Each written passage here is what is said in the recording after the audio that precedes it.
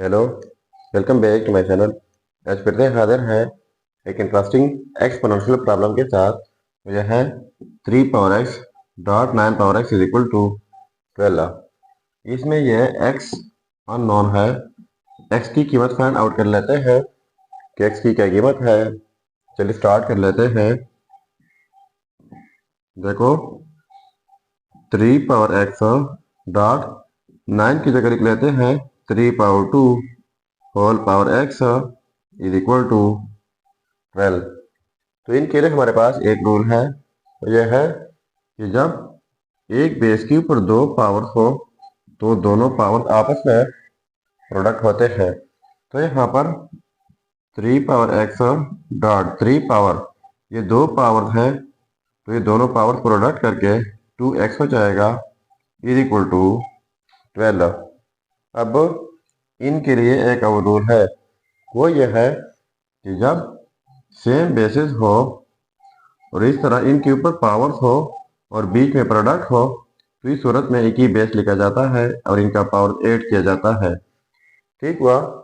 तो ये same basis है 3 एंड 3, तो एक ही बेस हो जाएगा 3 और ये पावर ऐड हो जाएंगे x प्लस 2x इस रूल के मुताबिक। तो ये हो जाएगा 3x इज इक्वल टू 12।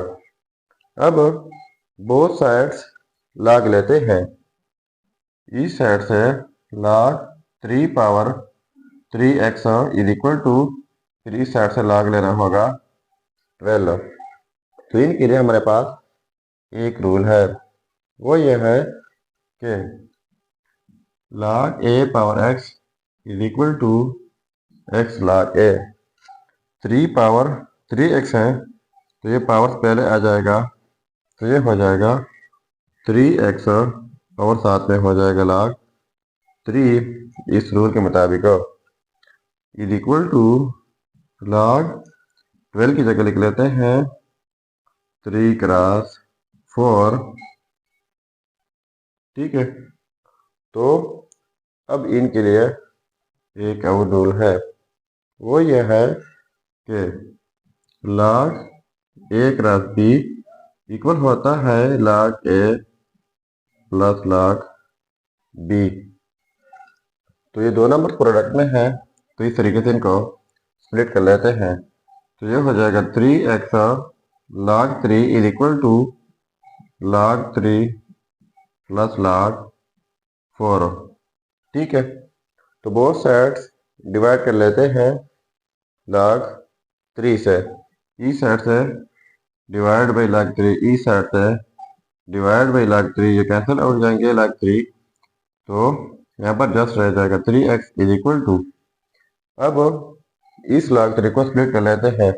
तो कैसे स्प्लिट होगा, ये हो जाएगा log 3 डिवाइड में log 3, बीच में ये वाला प्लस है, फिर log 4 डिवाइड बाई log 3। तो ये log 3 और ये फिर से कैंसिल आउट जाएंगे, यहाँ पर रह जाएगा 3x इज इक्वल टू, इनकी जगह 1 हो जाएगा प्लस।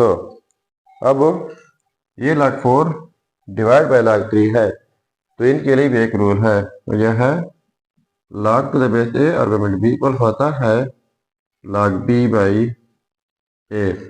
तो इस फॉर्म में मौजूद है, तो इस तरीके से इनको हम लिख सकते हैं। तो पहले इनके लिए एक ही log हो जाएगा।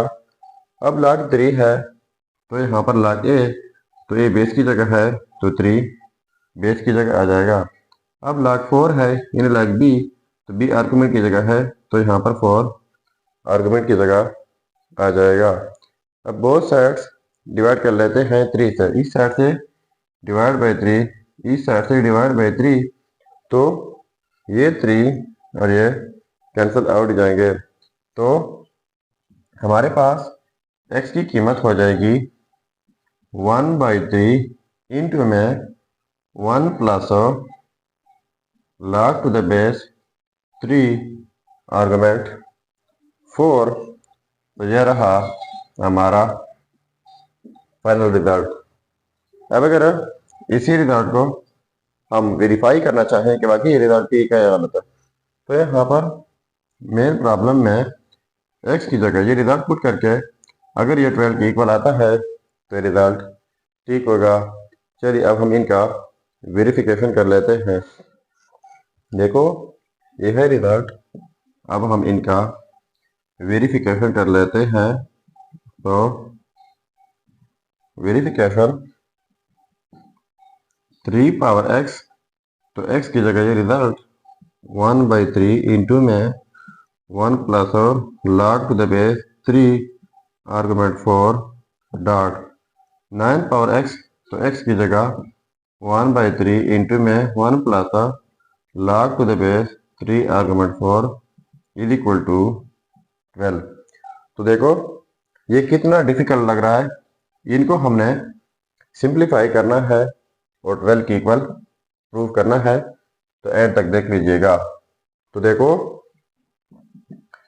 3 पावर 1/3 पावर में 1 plus log to the base 3 argument 4 dot 9 की जगह लिख लेते हैं 3 पावर 2 होल पावर 1/3 इंटू में 1 plus log to the base 3 argument 4 is equal to 12। ठीक है, तो ये पहले मैंने रूल बताया, जब एक बेस के ऊपर दो पावर्स हो तो पावर प्रोडक्ट होते हैं। तो यहाँ पर ये 2 जो है ये इनके साथ प्रोडक्ट में है। जब प्रोडक्ट में है तो यहाँ पर हम लिख सकते हैं 2/3। ठीक है, तो देखो यहाँ पर ये सेम बेसिस है तो हम एक ही बेस लिख लेंगे 3 और ये पावर जो है ऐड हो जाएंगे। जब ऐड करेंगे तो 1/3 ये कॉमन हो जाएगा और ये फ्रैक्शन जो है 1/3 प्लस 2/3 और ये कॉमन हो जाएगा, ये सेम है। तो 1 plus log to the base 3 argument 4 is equal to 12। ठीक है, तो 3 पावर में 1 प्लस 2 3 हो जाएगा, 3/3 1 हो जाएगा, तो जस्ट ये रह जाएगा 1 plus log to the base 3 argument 4 is equal to 12।